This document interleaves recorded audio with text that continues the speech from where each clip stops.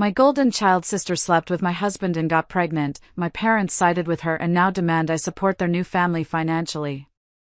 The next time we met in court, but what I did next made them turn pale. Hello everyone.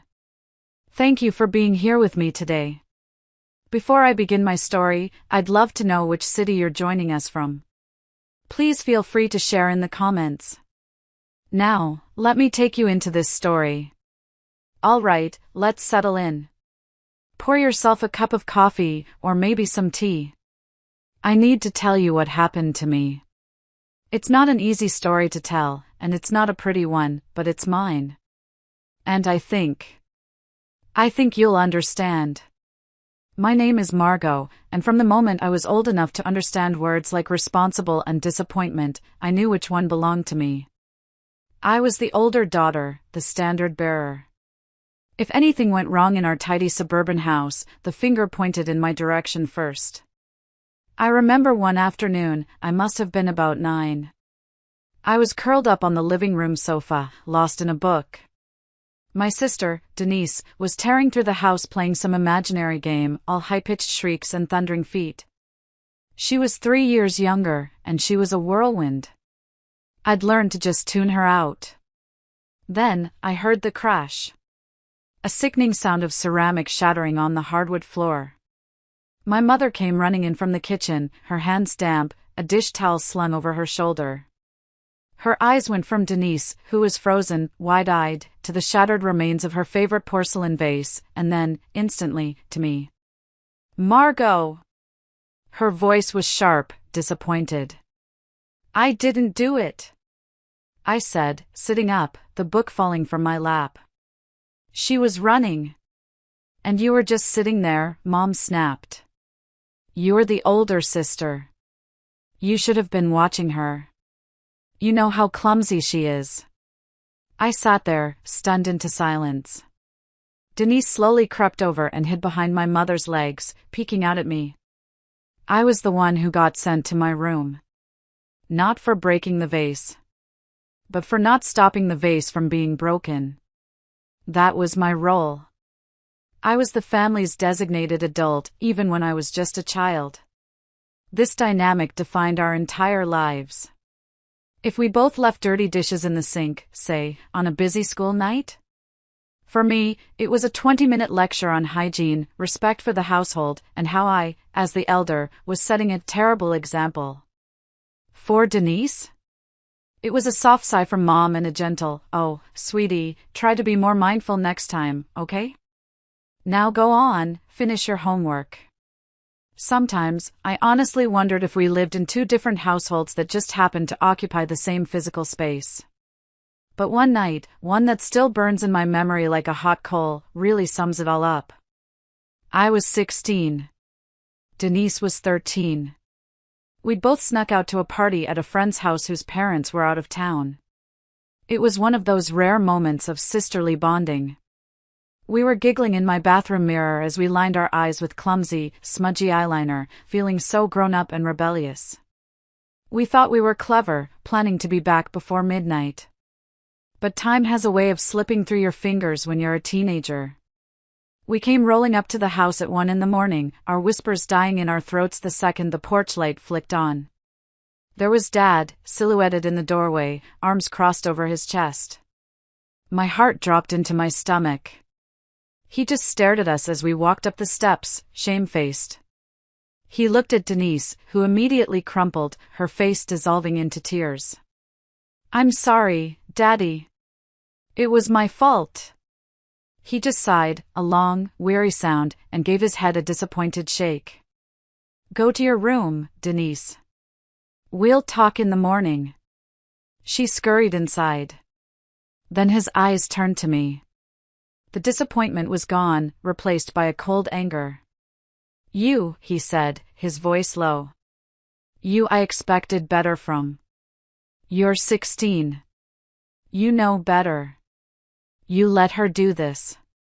I was grounded for a month. A whole month.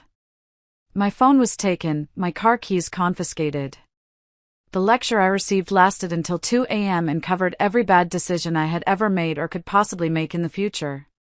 The next morning, I overheard him talking to Denise in the kitchen. He was talking to her about making better choices, about the company she keeps.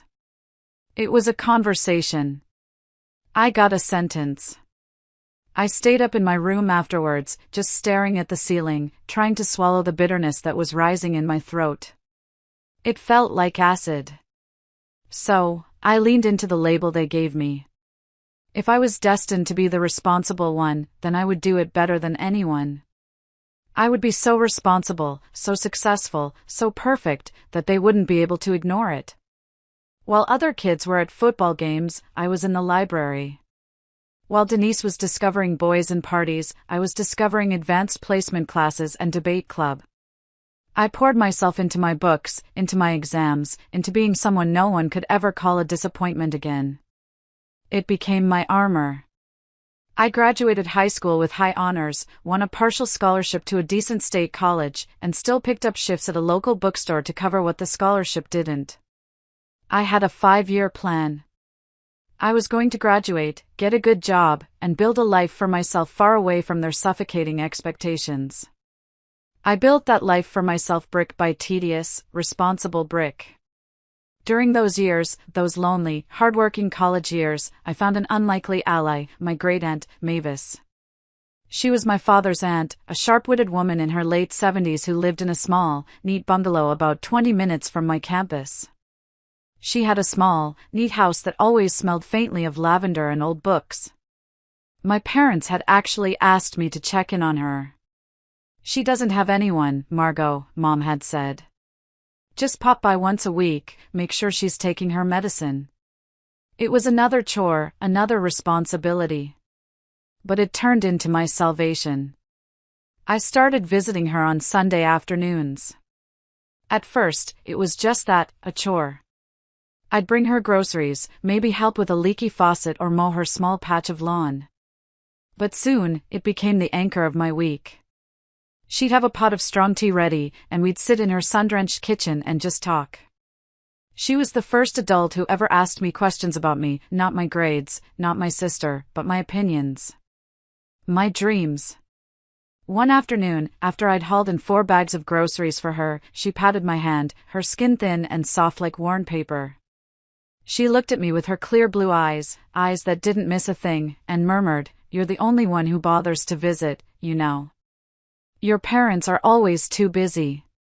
And Denise, well, I don't think she knows I exist. Don't think I don't notice that." A warmth bloomed in my chest, something so foreign and so welcome. I smiled back, a real smile, not the strained one I wore at home. "I like spending time with you, Aunt Mavis." You don't compare me to Denise." Her eyes softened with a knowing look. "Pfft. That's because you don't need to be compared to anyone, Margot. You're enough, just as you are. They're fools if they can't see that." Her words. Lord, her words stuck to me like a bandage on a wound no one else could even see. For the first time, I felt seen. Not as the responsible one or Denise's older sister, but just as Margot. She became my safe harbor. We'd talk for hours about my wild, secret dream of starting my own business one day. I'd tell her about the frustrations of my classes, about the annoying guy in my economics seminar. She'd tell me stories about her life, about traveling, about the husband she'd lost years ago. She listened, really listened, and her quiet, unwavering belief in me was more valuable than any A+ on a report card. Meanwhile, as I was building my future, Denise just drifted. She dropped out of high school in her senior year, just 6 weeks before graduation. She scraped by with a GED later on, but she had no direction. Her time was filled with a rotating cast of boyfriends, each one seemingly more unreliable than the last. She'd work at a coffee shop for a few months, get fired for being late, then spend a month sleeping on a friend's couch.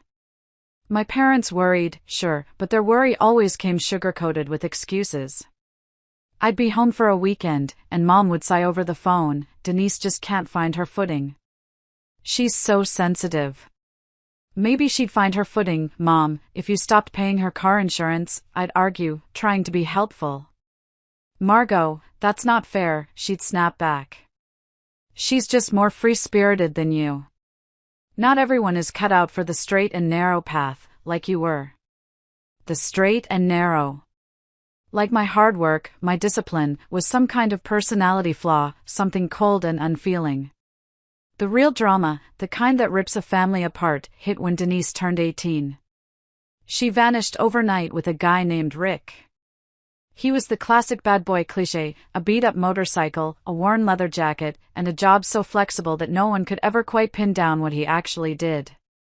He was all smirks and mumbled one-word answers, and my parents, of course, hated him.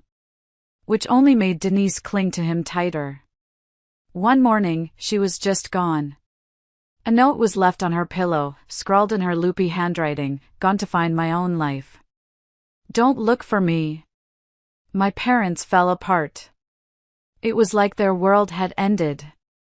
My dad called me at my dorm, his voice thick with a panic I'd never heard before. "She's gone, Margot.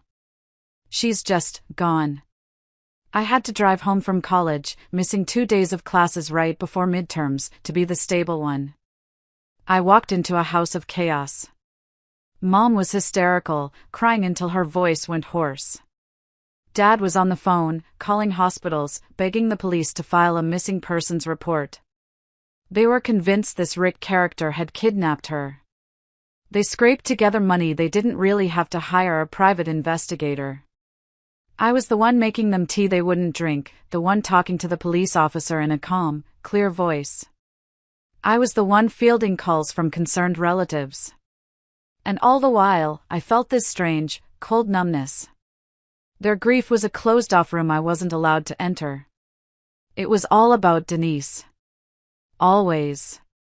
Then, 3 months later, just as suddenly as she'd left, Denise strolled back into the house. I was home for the weekend, sitting at the dinner table with my parents. We were having a quiet, tense meal, the empty chair at the table a constant, screaming reminder. The front door opened. We all froze. And in walked Denise. She wasn't bedraggled or hurt. She looked fine. A little thinner, maybe, but fine. She dropped a duffel bag by the door. "Hey," she said, as if she'd just gone out for a gallon of milk. My mother let out a sound, a half sob, half scream, and flew out of her chair. "Oh, my baby. You're home. You're safe." She clung to her, sobbing. Dad was right behind her, his face a mask of disbelief and overwhelming relief. Denise just patted Mom on the back, looking bored. Rick was a jerk, she explained casually, walking past them into the kitchen and opening the fridge. He was cheating on me. So, I left him. "What's for dinner?" "I'm starving." That was it. That was her entire explanation. No apology. No "I'm sorry" for the sleepless nights, the terror, the thousands of dollars spent on a private investigator. Nothing. And the worst part? They let her get away with it. They were so relieved, so pathetically grateful to have their prodigal daughter back, that all was forgiven in an instant. Mom rushed around to heat up a plate for her. Dad kept patting her shoulder, saying, "That's my girl, you're strong." I just sat at that table, my own dinner forgotten, watching my mother stroke Denise's hair as she wolfed down mashed potatoes. I wanted to scream. I wanted to stand on my chair and yell, "Are you kidding me? Do you see this?" I wanted to ask why. Why my smallest mistakes were carved in permanent ink while her life-altering ones were erasable smudges. But I kept my mouth shut. I'd learned a long time ago that in my family, some questions just didn't have answers. I already knew the answer anyway. It was simple, she was Denise, and I was not. And yet, through all of it, Aunt Mavis's voice lingered in my ears. "Trust your instincts, Margot," she'd told me once, pouring me another cup of tea in her sunny kitchen. "They'll rarely steer you wrong." At the time, I didn't know how much I would need those words, how they would become the only compass I had left. The phone call came in my final year of college, on a gray, drizzly Tuesday afternoon. I was in the university library, in my usual corral, surrounded by stacks of books for my senior thesis. My highlighter was hovering over a page of a textbook I would never remember reading. My phone, set on vibrate, buzzed against the wooden desk. It was my dad. I frowned. He rarely called me during the day. I grabbed my bag and hurried outside, huddling under a small alcove to escape the rain. "Hey, Dad, what's up?" "I'm kind of in the middle of." "Margot." His voice was thick, strained. It's Aunt Mavis. She passed away this morning." Quietly, in her sleep. I just stood there, frozen. The rain was dripping off the concrete ledge in front of me. The words didn't seem to register. Gone? How could she be gone? I had just seen her on Sunday. We'd had tea. She'd made me promise to eat better, to get more sleep. Margot? Dad's voice was distant. "Did you hear me?" Yes. "I heard you," I whispered. The phone felt impossibly heavy in my hand. The one person who had never made me feel small, the one who saw me for me, vanished. Just like the closing of a door. The world felt colder, grayer, emptier, in an instant. Her funeral was a blur of black clothes and quiet murmurs. I sat in the front pew, feeling numb.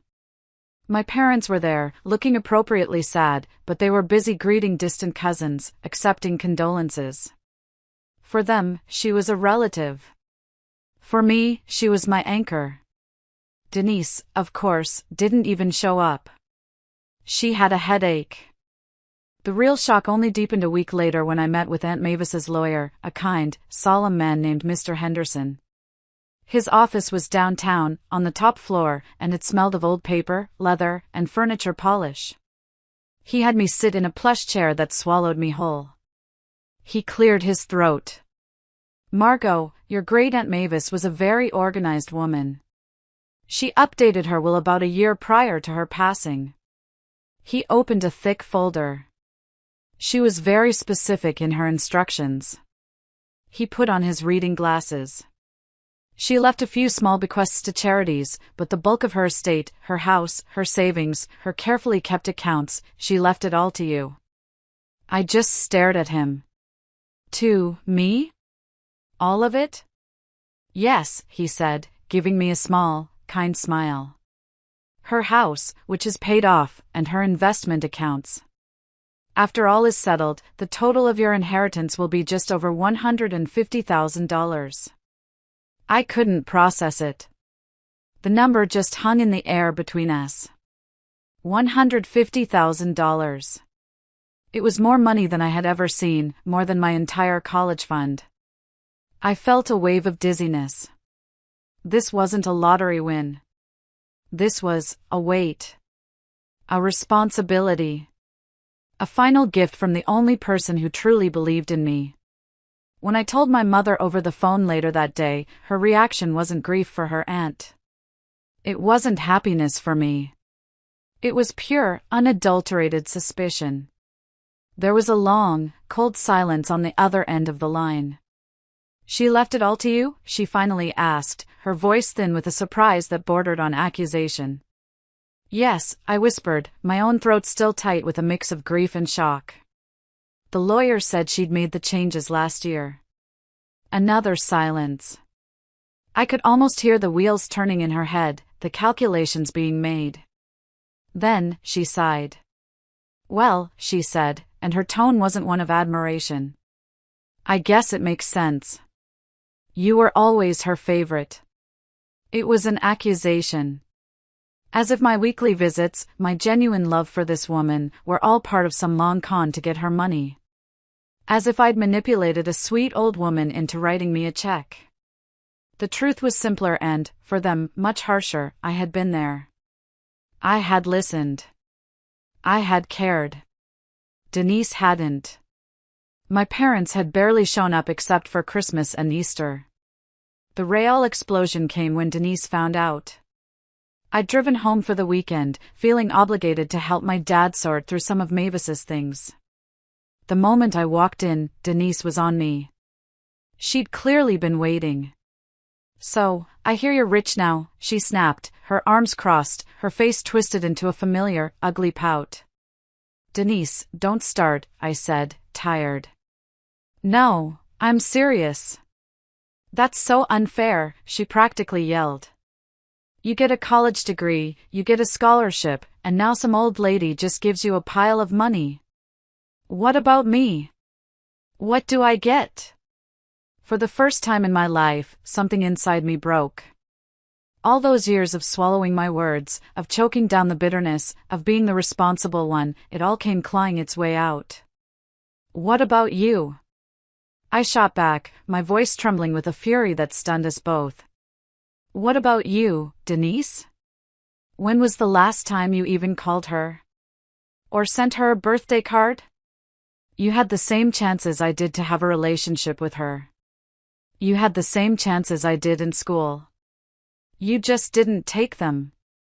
You dropped out. You ran off. You coasted. Those were your choices."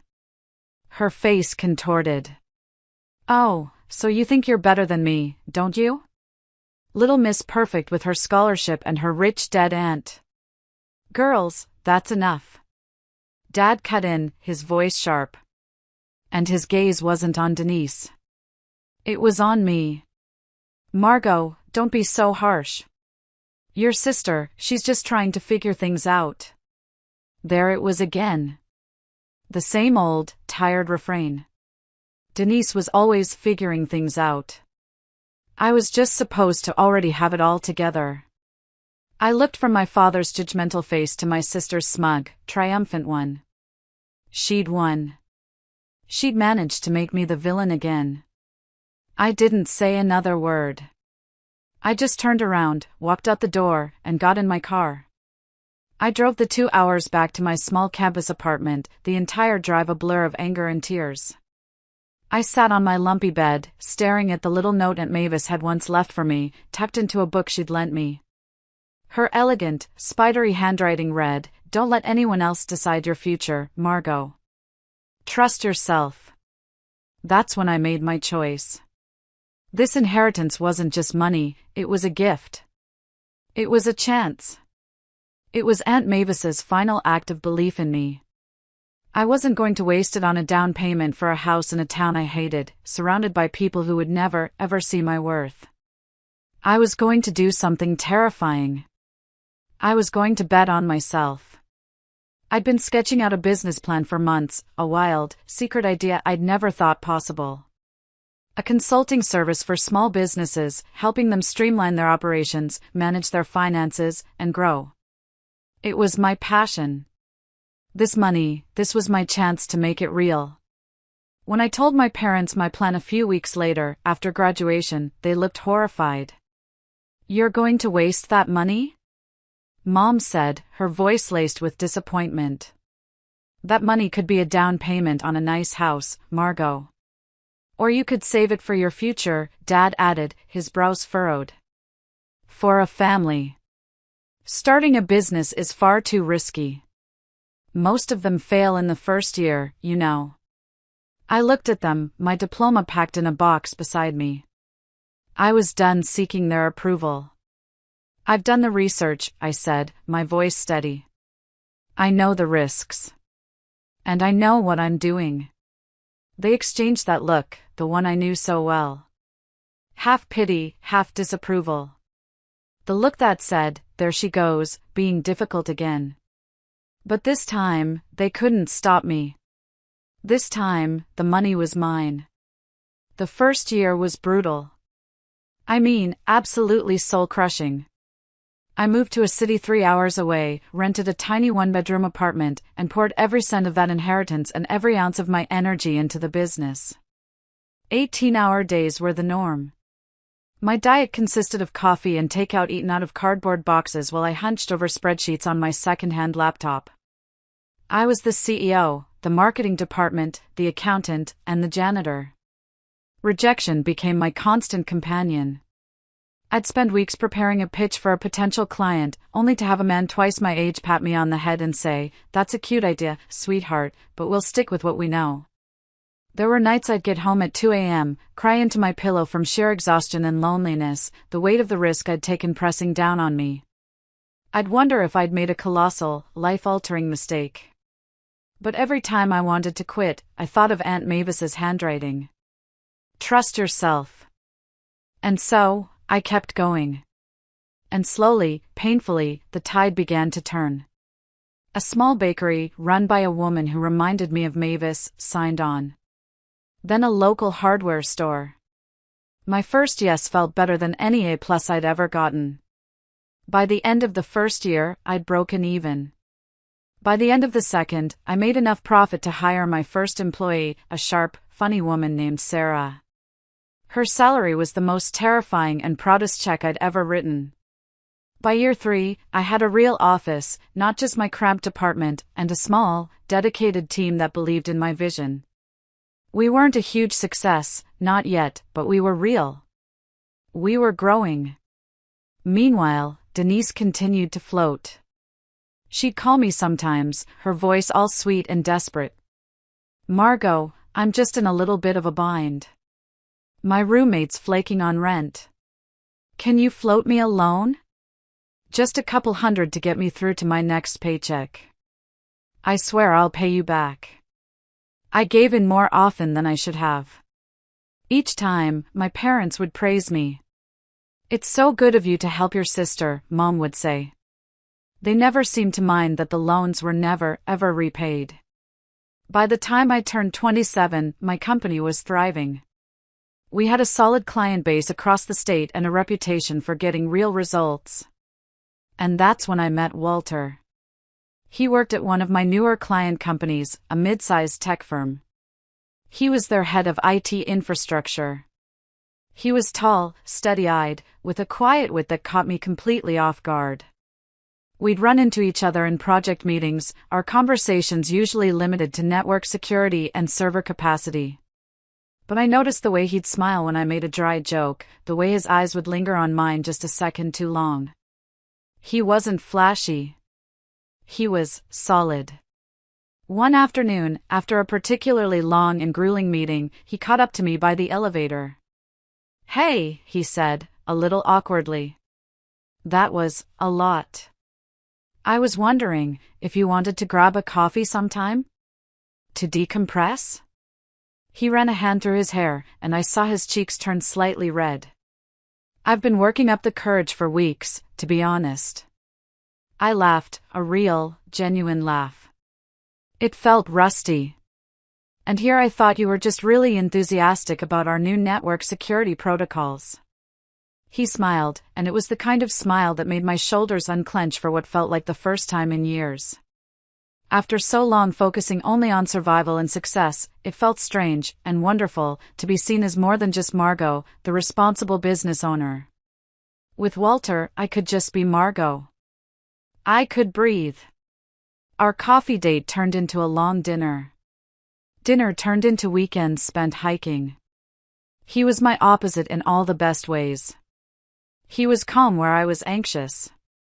He was steady where I was always bracing for the next disaster.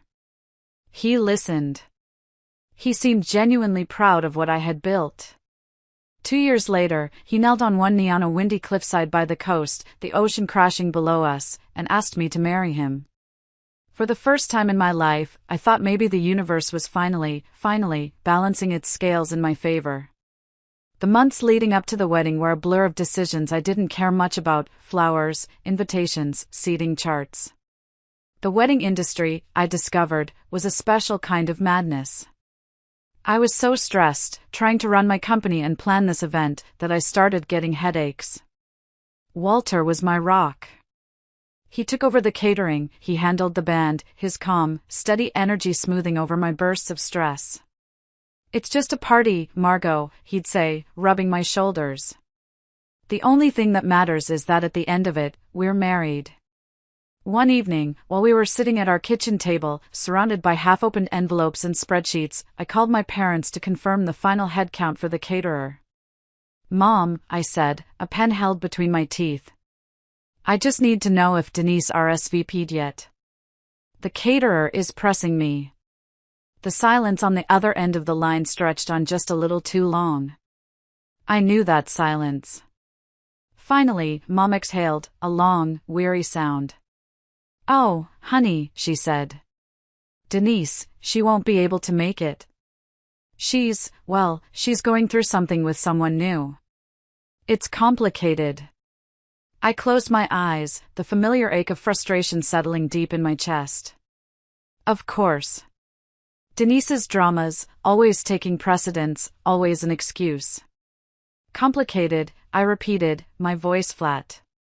Right. Be nice, Margot, she chided. She just feels terrible about it. Sure she does, I muttered. But I have to admit, a selfish, guilty part of me felt a sliver of relief. The idea of her showing up, of her making a scene, of her turning my wedding day into a stage for her own theatrics, it wasn't what I wanted. The wedding itself was perfect. It was a small ceremony, maybe 50 of our closest friends and family, by a lake in the early autumn. The leaves were turning gold, and the air was crisp. Walter's hand trembled just slightly as he slipped the ring onto my finger. When we kissed, the cheer that rose from our guests felt like a warm embrace I hadn't known I needed. For once, I was the center of something good, something joyful. My parents even looked happy, though Mom did whisper to me during the reception, "It's a beautiful cake." Denise would have loved this cake. On our brief honeymoon in Maui, Walter and I walked barefoot along the sand, the warm water curling around our ankles. We talked about our future, about dreams we could build together, maybe buying a house with a real yard, maybe even starting a family one day. I found myself smiling at the idea of the future for the first time, instead of just planning for it. I felt safe. I felt loved. But when we returned, real life pressed in quickly. One evening, as I was unpacking our suitcases, the scent of sunscreen and salt still clinging to our clothes, Walter leaned against the doorframe of our bedroom. His voice was careful, tentative. "I've been thinking about making a change," he said. "What kind of change?" I asked, folding a sundress. He told me his company, the tech firm where we'd met, was going through a major restructuring. His role was being absorbed, and his options were either a demotion or a severance package. He hesitated, then added, "So, I've been thinking. What if I came to work for you? You've been saying for a year that you need someone to handle IT and operations. That's my wheelhouse. I could take all of that off your plate." I stopped what I was doing and stared at him. Work together? As husband and wife? Walter, that's really risky. Mixing business and marriage.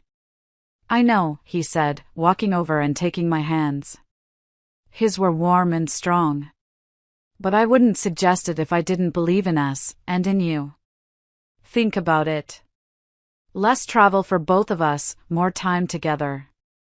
We'd be building something side by side, our own family empire. I lay awake that night, long after he'd fallen asleep, weighing the risks. It felt like walking a tightrope in a storm. My company was my baby, the thing I'd built from nothing. But he was competent. I knew his work ethic. I trusted him more than anyone. And beneath all my fears, I was so tired of carrying everything alone.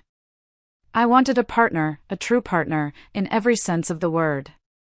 A week later, after drawing up a formal employment contract, I agreed. We set clear boundaries, established distinct roles. He was the director of operations. I was the CEO. No talking business past 8 p.m. No bringing work arguments home. And for a while, it worked. It worked beautifully. The company grew. Walter streamlined our systems, he managed our vendors, he took a huge load off my shoulders. I was free to focus on sales and expansion. We landed our biggest client to date. I felt, maybe for the first time, that I wasn't fighting my battles alone. I had a partner. I had a husband I could count on.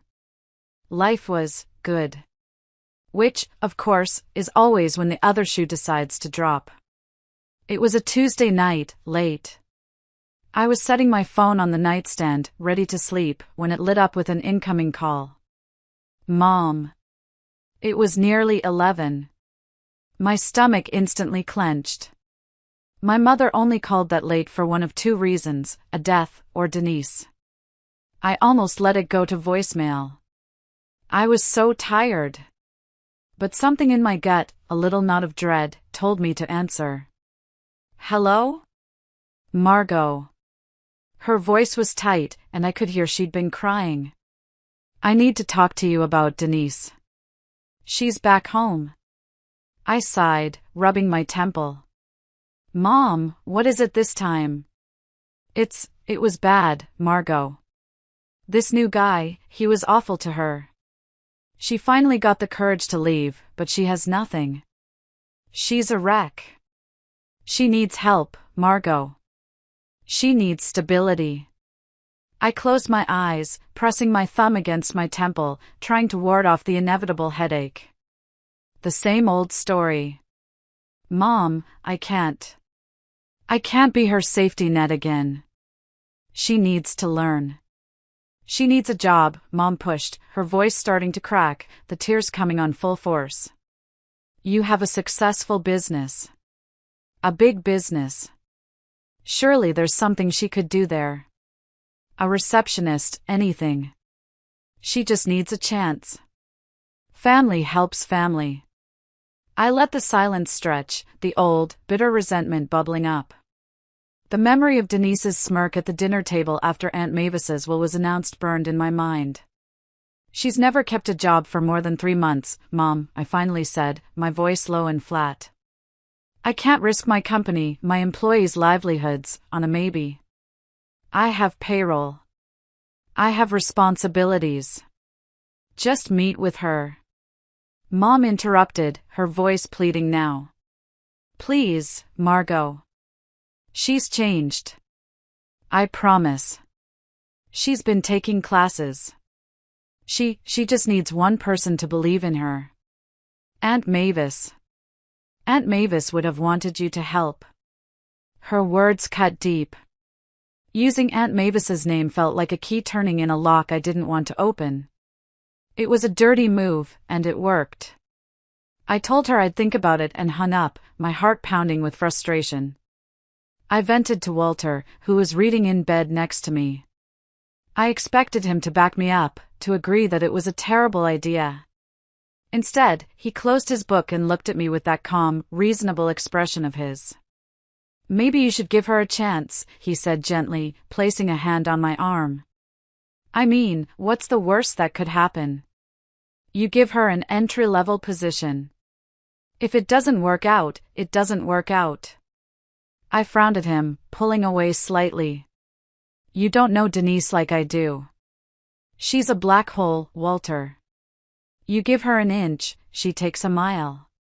He shrugged, his expression still gentle. Maybe not. But she's your sister. And family is important. People can change, Margot. His words unsettled me more than my mother's pleading. Because if even Walter, my logical, steady husband, the man who knew my family history, thought Denise deserved another chance, then maybe I was the one being unreasonable. Maybe I was the one stuck in the past, unable to forgive. And so, against every screaming instinct in my body, I told my mother I'd see her. When Denise walked into my office a few days later, I almost didn't recognize her. The transformation was staggering. The messy ponytails, the smudged eyeliner, the wrinkled band t-shirts, all gone. She wore a tailored black blazer, a modest shell underneath, and slacks. Her hair was pulled back in a neat, professional bun. Her makeup was minimal and tasteful. She sat across from me in the visitor's chair, her back straight, her hands folded politely in her lap, and a small, almost timid smile on her lips. Thank you for seeing me, Margot, she said, her voice steady, but softer than I remembered. I know I don't have the best track record. And I know you have every reason to doubt me. I just studied her, searching for the cracks in this new facade. It was a perfect performance. My instincts were screaming, a loud, blaring alarm in my head, it's a trap. It's an act. But my mother's pleading and, more importantly, Walter's reasonable words echoed in my ears. What if this time is different? Mom said you were taking classes, I said, my voice all business. I am, she said, leaning forward and sliding a thin folder across the polished surface of my desk. I finished, actually. Inside was a certificate from a year-long business administration program at a local community college. I've been working hard, she said, her eyes meeting mine. They looked sincere. I needed to prove to myself, and to you, that I'm serious about changing. I'm not that person anymore, Margot. I just need a start. For a long moment, I just stared at the paper. The Denise I knew barely had the patience to finish a meal, let alone a year-long course. And yet, here she was, sitting in front of me, dressed like a professional, speaking like she belonged here. It was a perfect, flawless costume. Against my better judgment, a judgment that was screaming at me to send her away, I relented. 3-month probation, I said, my voice firm. That's all I can offer. You'll start as an administrative assistant. You'll answer phones, you'll file, you'll get coffee. And you'll report to Walter. He'll be your direct supervisor. Her face lit up with a relief that looked so genuine it almost convinced me. Thank you, Margot. Thank you. I won't let you down. I promise. I placed her under Walter's department. It seemed safest. He was my husband, the director of operations. He was logical and fair. He'd see through any laziness, any shortcuts, and he could report back to me honestly. To my absolute astonishment, the first few weeks passed without a single incident. Denise was a model employee. She showed up 15 minutes early every day. She stayed late. She was eager, polite, and shockingly competent. She charmed clients on the phone, she organized files I'd had in storage for years, she even seemed to anticipate what was needed before she was even asked. More than once, Walter came home in the evening, kissed me in the kitchen, and said, you know, your sister, she's really good at this. She's a natural. She's actually good with people. The clients like her. I'd force a smile, but a tight knot would form in my stomach each time he praised her. This wasn't the sister I knew. This perfect, efficient employee was a stranger. And maybe that was the problem. Maybe I didn't know her anymore. Or maybe this was all just a very, very good act. As weeks turned into months, I started to travel more for work. We were scouting new locations for expansion projects in 2 other states. I was gone for a week, then home for 2, then gone for another 4 days. Each time I returned, I'd find Denise more seamlessly woven into the fabric of my company. The probation period ended, and I had no reason not to hire her full-time. Walter even suggested a small raise. Employees would chat with her by the coffee machine in the break room. She organized a welcome baby gift for Sarah, my first employee, who was out on maternity leave. Walter praised her efficiency in our weekly meetings. Denise handled the vendor issue, he'd say. Denise streamlined the new client intake. I started to feel like an outsider in my own creation, a visitor in the life I had built from scratch. The unease grew. It was a quiet, creeping thing. One evening, we had a small staff gathering at a local restaurant to celebrate landing that big new contract. It should have been a happy night. I was circulating, talking to my team. I looked over and saw Walter and Denise standing near the bar, laughing together at some inside joke. Their faces were turned toward each other, their heads tilted in a way that felt too close. Too familiar. My skin prickled with a strange, cold feeling. I immediately brushed it off. I told myself I was being paranoid. I was letting my old resentments, my old childhood wounds, color what I was seeing. He was her boss. They were friendly. That was good, wasn't it? But when I tried to join their conversation, smiling, Denise's smile faltered for just a fraction of a second. It was like a curtain slipping, revealing something else underneath, before it was yanked back into place. Walter put an arm around my waist, but it felt automatic. Something wasn't right. That feeling, that tiny, persistent itch of wrongness, grew heavier when Stanley started acting strange. Stanley was our head of security. He'd been with me from the early days, back when I just had the small office. He was a retired police officer, a big, gruff guy with a dry wit and a habit of calling everyone kiddo. He was loyal to a fault, fiercely protective of me and the company I'd built. I trusted him with my life. But now, he avoided my eyes in meetings. He cut conversations short when I walked into the break room.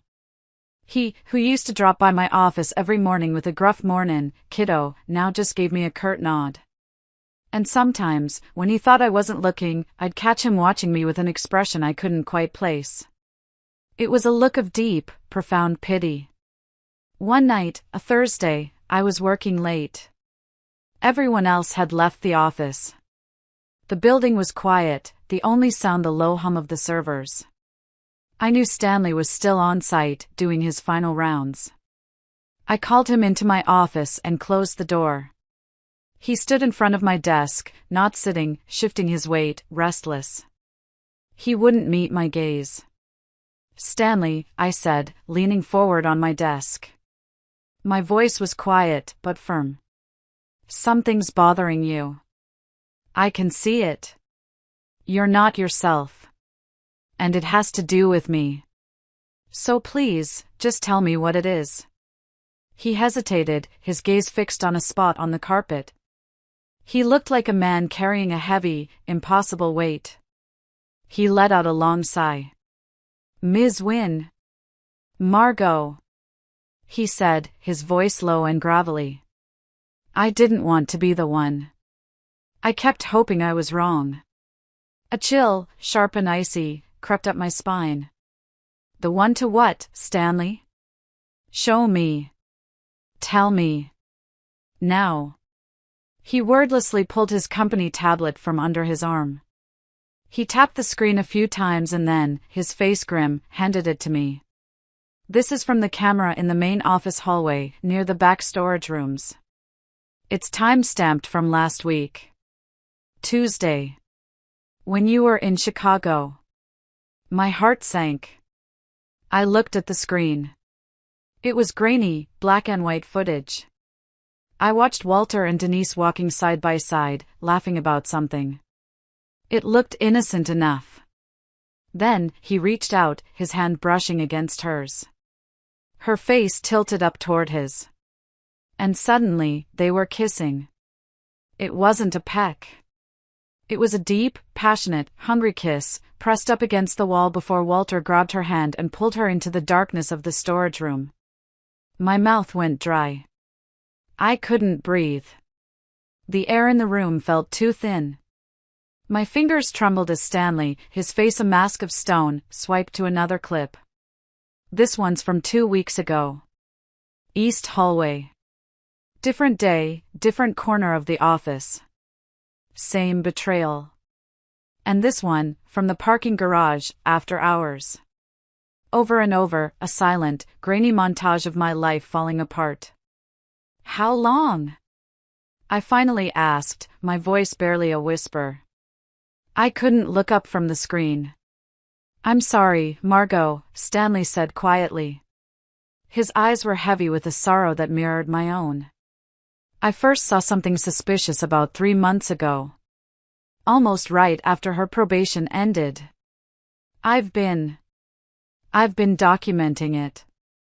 3 months. The tablet felt like it was burning my hands. All those late nights she'd supposedly stayed to catch up on work. All those glowing reports from my own husband.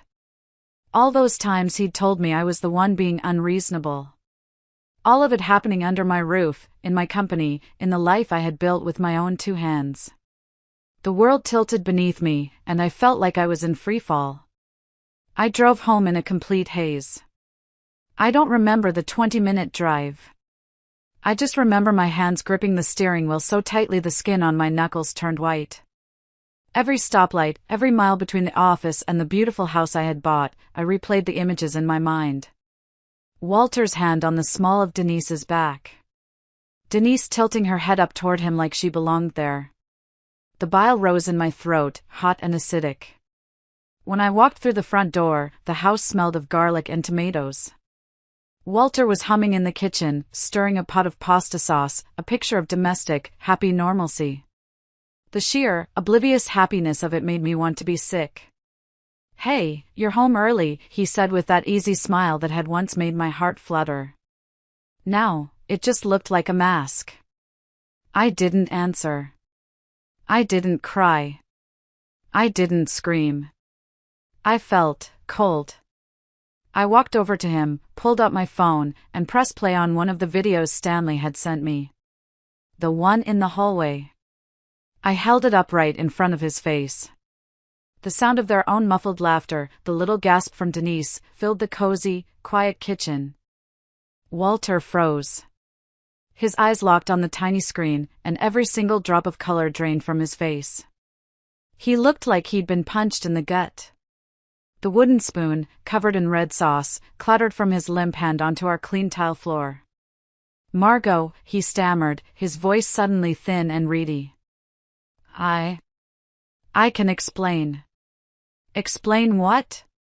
My own voice trembled, not with sadness, but with a white-hot fury I didn't know I possessed. A toxic mix of rage and gut-wrenching heartbreak. "Explain how you've been sleeping with my sister in my company's hallways?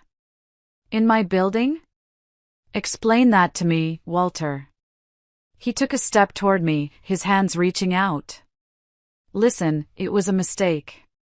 A stupid mistake. It didn't mean anything. Don't you dare touch me," I spat, recoiling as if he were on fire. The dam of my composure finally broke. A scream, a raw, animal sound of betrayal, tore its way out of my throat. "Pack your things and get out. Get out of my house." He just stared at me, his mouth opening and closing, speechless. "I mean it, Walter. Pack a bag and get out.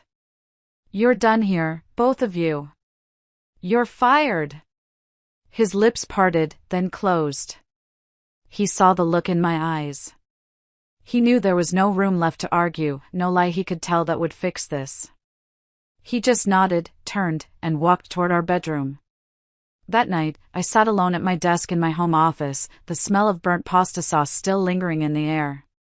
My hands shook as I drafted the official termination papers for both of them, citing gross misconduct and violation of company policy. Signing my own husband's name on the line that officially ended his career at my company was the most surreal, painful, and necessary thing I had ever done. The next day, my phone started ringing off the hook. It was my mother. Over and over. I ignored her calls. I ignored the flood of texts. "Margot, call me. It's an emergency." I knew what it was. I ignored her until I couldn't anymore. The moment I answered, her frantic, hysterical voice filled my ear. "What is going on, Margot? Walter's at our house. He says you fired him. Denise just got an email, she's locked out of the system, she won't stop crying.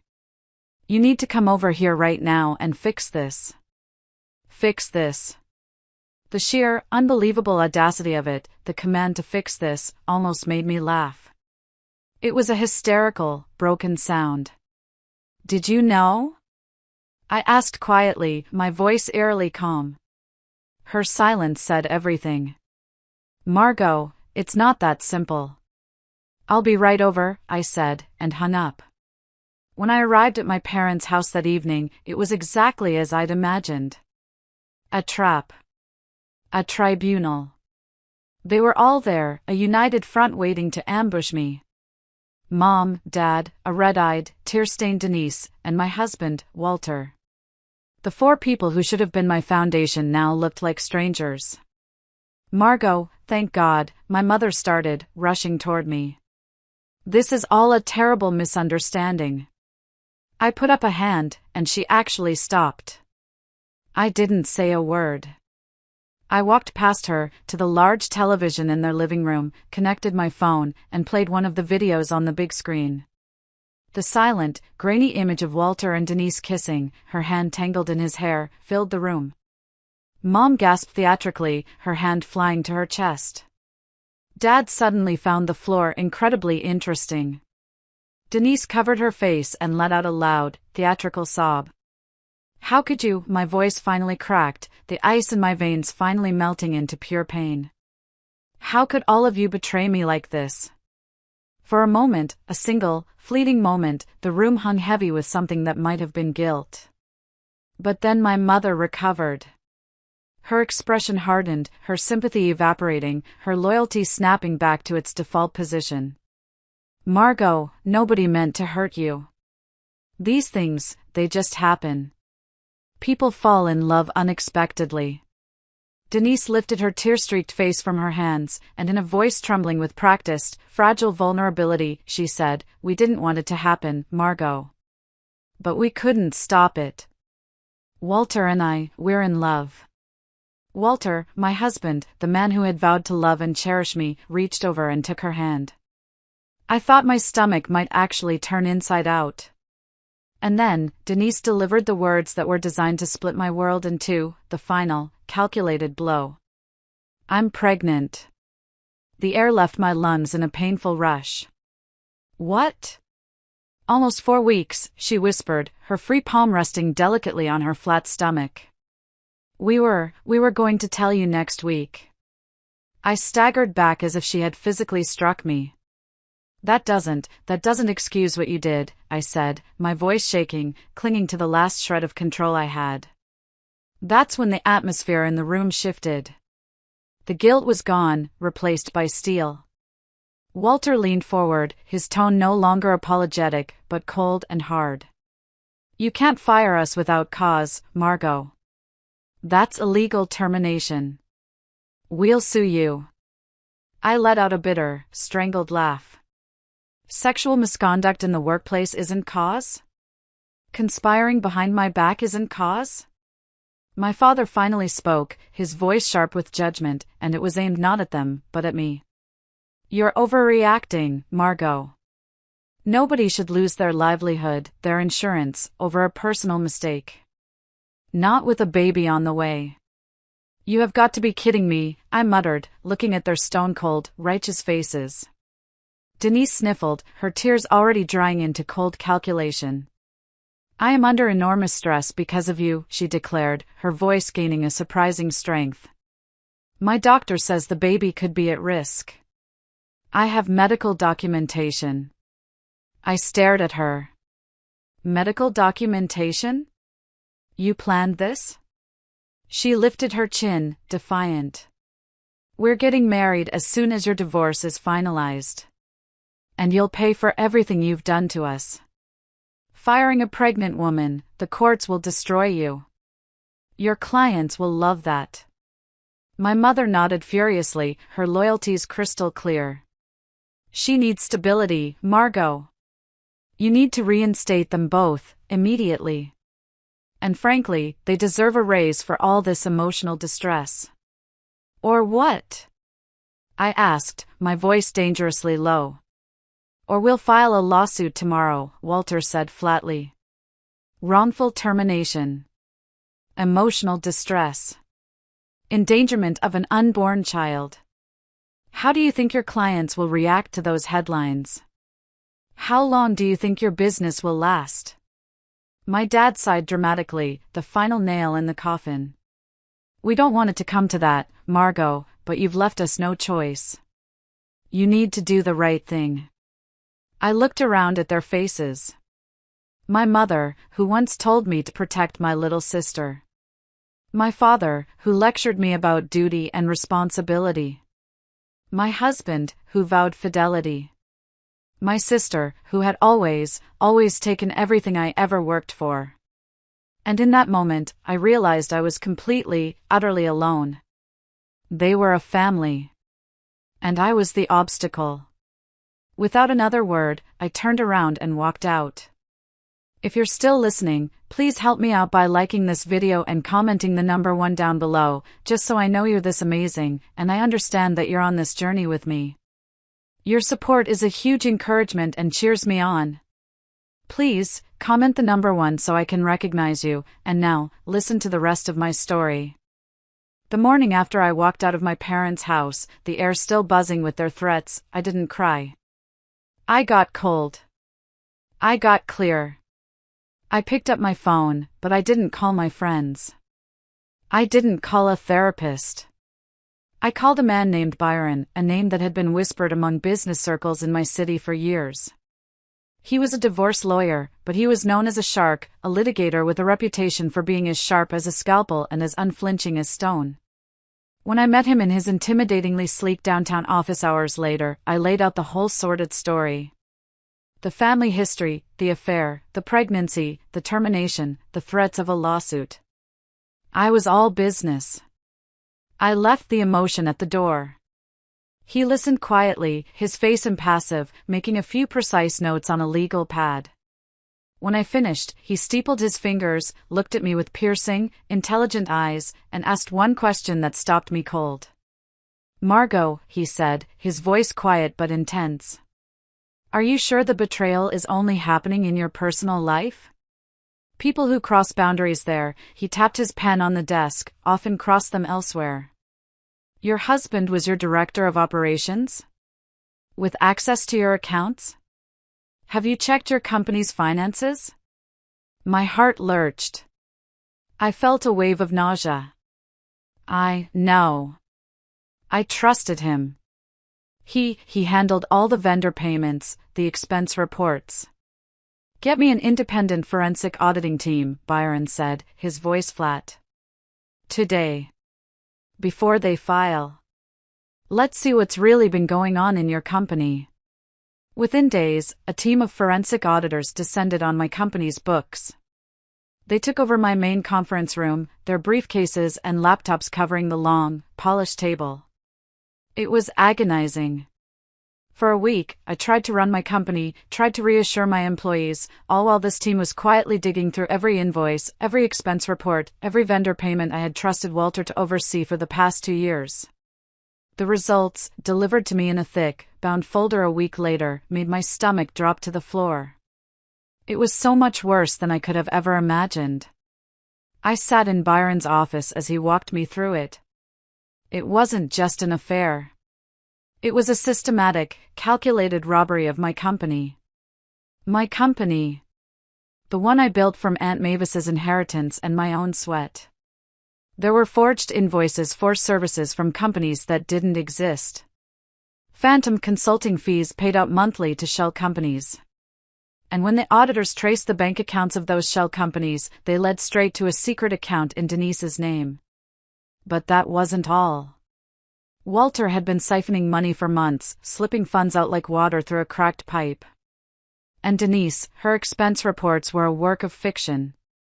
Luxury clothes, spa treatments, even a week-long vacation to Mexico with Walter, all disguised as business development trips and client entertainment. And then, the final, gut-punching betrayal.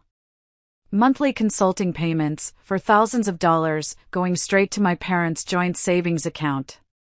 Payments that had started just 2 months after Denise was hired. They were all in on it.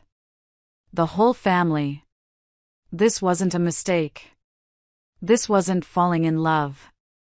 This was a conspiracy. When I sat across from Byron again, the papers spread out on his desk between us, my hands trembling with a rage so cold it burned, he just nodded grimly. "This isn't just infidelity, Margot," he said, his voice flat and serious. "This is felony fraud, embezzlement, and conspiracy. Their lawsuit is a bluff. We'll fight their threats with evidence of actual crimes." True to their word, they struck first. Within a week, I was served. Lawsuits from both Walter and Denise. wrongful termination, emotional distress, discrimination against a pregnant woman. Walter demanded alimony, half the company, claiming he was instrumental in its growth. Denise paraded her pregnancy as both a shield and a sword. And, just as they'd promised, my parents filed affidavits supporting them, swearing under oath that I was unstable, that I had a history of vindictive jealousy, and that I had targeted my poor, pregnant sister out of pure spite. The first day in court felt like walking into an execution chamber. Denise arrived pale, one hand resting protectively on her belly, a perfect, fragile image of impending motherhood. She wore a simple, modest dress. Walter walked beside her, his jaw tight, his eyes cold as ice, playing the part of the protective partner. My parents flanked them like loyal bodyguards. Together, they looked like a family. And I, the one who had been lied to, cheated on, and stolen from, looked like the bitter, lonely outsider. During cross-examination, Denise's smarmy attorney leaned in with a sneer. "Ms. Wynne, isn't it true you fired your sister, your own pregnant sister, out of jealousy? That you've always resented her?" "No," I said firmly, my voice echoing in the quiet courtroom. "I fired her for inappropriate conduct in the workplace and for financial misconduct, which we have documented extensively." On cue, Denise burst into tears. A loud, gut-wrenching sob. "She's trying to make me lose my baby," she wailed, clutching her stomach. "The stress she's causing," my doctor said, "it could endanger the pregnancy." The judge called for order, but the theatrics worked. I saw the jury members shifting uneasily in their seats, their eyes glancing at me with suspicion, with distaste. But Byron stayed calm. He was a master. He let them play out their entire performance. And then, he began to dismantle it. One by one, he laid down the evidence like a surgeon exposing a deep-seated infection. Bank statements showing the flow of money. Emails between Walter and my father discussing the consulting fees, with my father joking about his easy new promotion.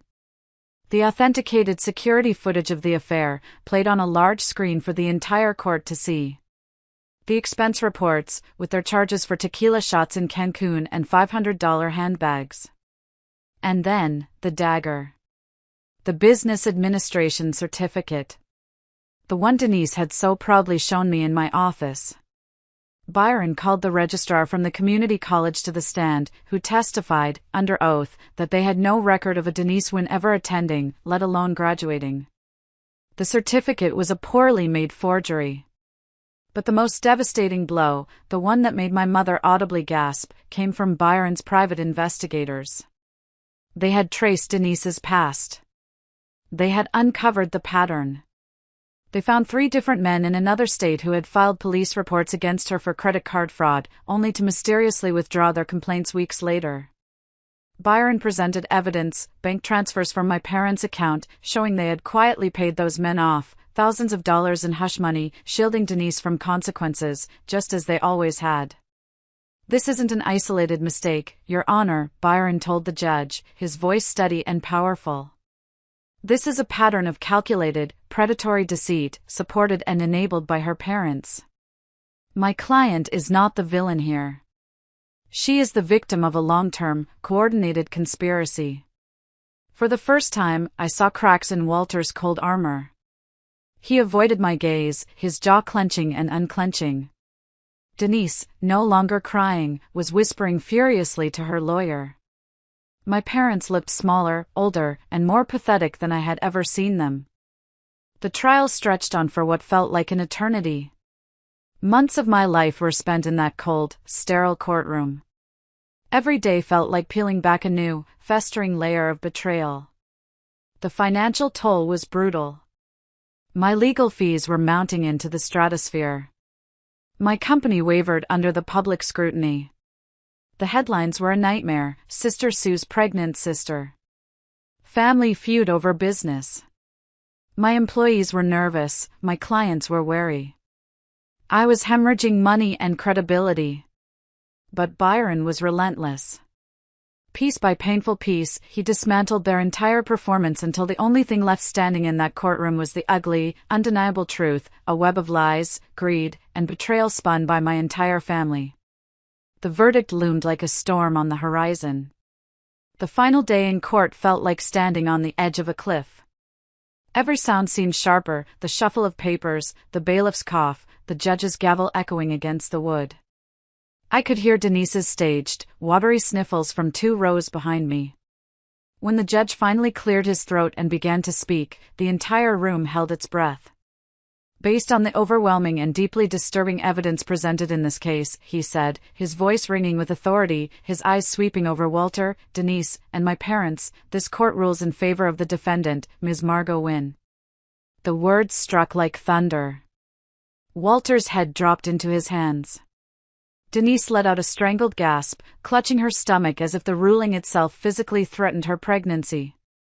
My mother muttered under her breath, "No, no, this can't be," while my father sat rigid, his face ashen, his jaw clenched, his eyes glassy with silent rage. The judgment was merciless. And it was total. All funds siphoned from my company were to be returned, with interest. Walter was found guilty of embezzlement and felony fraud.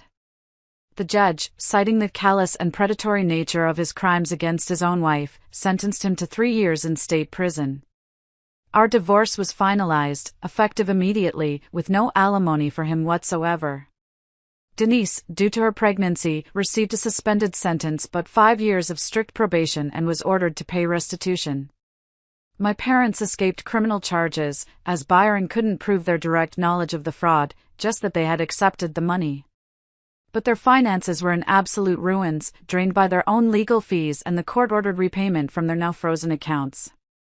As the gavel struck one final, definitive time, I felt no triumph. No joy. No rush of victory. Only a vast, cold, hollow emptiness. I had won. But I had lost my entire family. Outside the courthouse, a swarm of reporters shouted questions, cameras flashing like lightning in a storm. "Margot, how does it feel? Were you surprised?" I walked past them in silence, Byron at my side, my spine straight, my head held high, but my insides hollowed out. In the weeks and months that followed, I tried to settle back into a life that was no longer mine. The first thing I did was sell the house. I couldn't stand to be in it another night. I put it on the market, sold it for a loss just to be rid of it, and moved into a smaller, modern condo near my office. A space with no memories, no ghosts. A space that was just mine. At work, I held an all-hands meeting. I stood in front of my employees, my team, and I told them the truth. All of it. I explained what had happened, honestly and transparently. I apologized for the instability and the distraction. Some looked at me with a new, profound sympathy. Others with a lingering doubt. But I just kept showing up, day after day, until the rhythm of work returned and the whispers finally faded. My parents tried calling at first. Then the letters began to arrive. Long, rambling, self-pitying pleas for understanding and forgiveness. "You've ruined us," my mother wrote. "How could you do this to your family?" I blocked their numbers. I returned the mail, unopened, with "return to sender" written in bold, black ink. Denise sent nothing. Through mutual acquaintances, I heard the news. I heard she had given birth to a boy. I heard that she and Walter had married in the bleak, fluorescent-lit prison visiting room, a quick, joyless ceremony. I heard that she was now living with my parents, the 4 of them crammed into my small childhood home, struggling to make ends meet on my father's meager pension. Sometimes, late at night, when the city was quiet and I was alone in my new, clean apartment, a sliver of guilt would try to slip in. I would picture a baby, an innocent child with Walter's eyes and Denise's smile, caught in the wreckage of his parents' greed. But then I'd remember. I'd remember the coldness in Walter's voice when he threatened to sue me. The pure, chilling calculation in Denise's tears.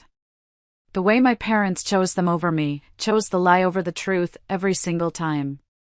They hadn't just betrayed me. In the end, they had destroyed themselves. So, I chose not to feel guilty. I chose to heal. Instead, I poured myself into rebuilding. My company, my real family, the one I had built myself, expanded. We landed the Chicago contract. We opened a new office. We doubled our client base within a year. I found a new strength I never knew I had. I also joined a trauma support group, a circle of strangers in a church basement who had all had their lives shattered in different ways. They sat with me, they listened, and they taught me something my family never could: solidarity born from honesty. Dating felt impossible. Well-meaning friends tried setting me up, but I always smiled politely and declined. I'm focusing on my career right now, I'd say. But the truth was, I was focusing on healing, on learning how to trust my own judgment again, how to trust myself after being so gutted by the very people I should have been able to trust the most. One night, while unpacking an old box, I found a photograph of Aunt Mavis and me, taken at a county fair years ago. She was laughing, her arm looped through mine, her face crinkled with pure joy. And her voice, clear as a bell, echoed in my memory. Trust your instincts, Margot. They'll rarely steer you wrong. I should have listened sooner. I didn't then, but I will now. The future feels uncertain, yes, but for the first time, it feels completely and totally mine. Every step I take forward, every new client I sign, every morning I wake up in my own quiet, safe home, it's on my terms. Not anyone else's. For the first time in my life, I'm not living in my sister's shadow, or under my parents' judgment, or in a husband's betrayal. I'm standing alone, and I've never felt stronger. Thank you for listening to my story. I know it was a long one. If you've been through anything like this, or if you just want to show some support, please leave a comment below. It means the world to know I'm not alone in this, and that you've been here with me. Thank you.